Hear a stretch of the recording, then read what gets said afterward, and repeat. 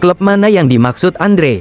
Satu komentar singkat mendadak memicu gelombang spekulasi luas. Unggahan Instagram Andre Rosiadi berubah menjadi pusat perhatian, bukan karena isu transfer atau hasil laga, tetapi karena satu kalimat yang terasa sangat menohok.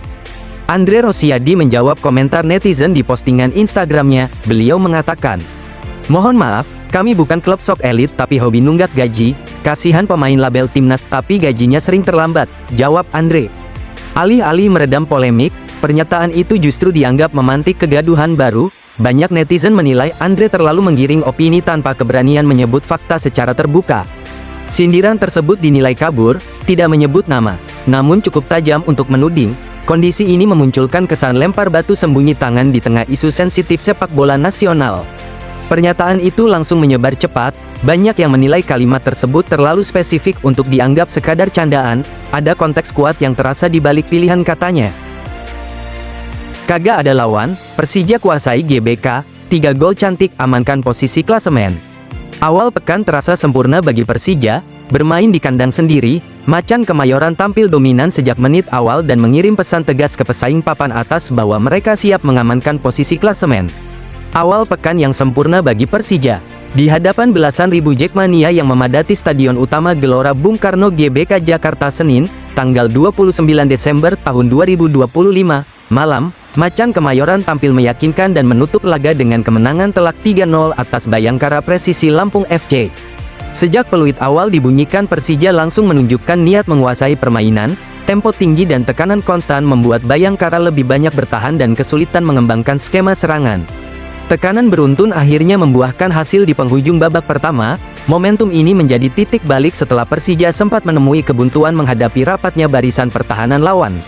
Wasit menunjuk titik putih setelah Excel Runtukahu dilanggar di kotak terlarang dan Alano 5 tampil sebagai Algojo. Eksekusi tenang membawa Persija unggul 1-0. Memasuki paruh kedua, Persija tidak menurunkan intensitas. Aliran bola tetap cepat dan agresivitas dijaga untuk memastikan Bayangkara tidak punya ruang bangkit. Upaya tersebut kembali berbuah gol pada menit ke-62. Umpan lambung Bruno Tubarao gagal diantisipasi sempurna oleh I Putu Gede dan berujung gol bunuh diri yang menggandakan keunggulan. Keunggulan 2 gol membuat Persija semakin percaya diri. Ritme permainan tetap dikontrol dan tekanan terus diarahkan ke lini belakang Bayangkara. Gol penutup lahir dari lini pertahanan.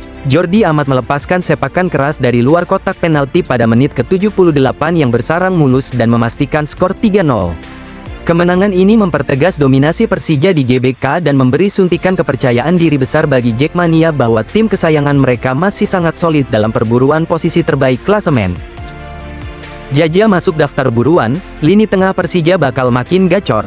Isu transfer kembali menghangat, satu nama gelandang berhasil muncul ke permukaan dan langsung memantik antusiasme. Kebutuhan kreativitas dan suplai bola menjadi sorotan utama jelang putaran kedua. Menurut laporan Transfermarkt, ketertarikan Persija terhadap Jaja tidak lepas dari sosok pelatih mereka saat ini, Mauricio Souza. Pelatih asal Brasil tersebut merupakan mantan pelatih Jaja saat keduanya membela Madura United. Kedekatan profesional ini dinilai memberi nilai tambah dalam proses adaptasi. Kerjasama mereka terbukti solid dengan keberhasilan membawa Laskar Sape Kerap menjadi runner-up Liga 1 musim 2023-2024. Faktor itu membuat Jaja bukan sekadar target acak, melainkan nama yang sudah dipahami karakter dan etos kerjanya oleh staf pelatih. Jaja sendiri tampil cukup konsisten bersama Dewa United musim ini, performanya stabil dan jarang absen dari rotasi utama tim. Gelandang asal Brasil itu telah mencatatkan 12 penampilan di Super League serta 3 laga di AFC Challenge League, dengan kontribusi 2 gol dan 1 assist. Catatan tersebut menunjukkan peran aktif Jaja dalam membangun serangan, bukan hanya sebagai penjaga ritme tetapi juga kontributor langsung ke papan skor. Dari sisi kebutuhan tim, Jaja dianggap sebagai sosok gelandang yang komplit, mampu membaca permainan dan menjaga keseimbangan antar lini.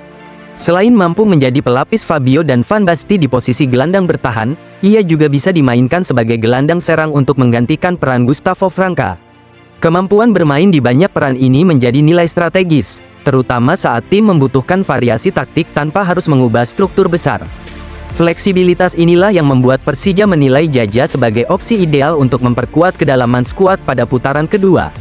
Dengan suplai bola yang lebih rapi dan progresif, lini depan diharapkan mendapat servis lebih matang dan konsisten. Masuknya Jaja juga diyakini dapat meningkatkan intensitas persaingan sehat di lini tengah, yang berdampak langsung pada performa kolektif. Jika transfer ini terrealisasi, keseimbangan antara kreativitas dan disiplin akan semakin terasa, sebuah elemen krusial dalam perburuan hasil maksimal.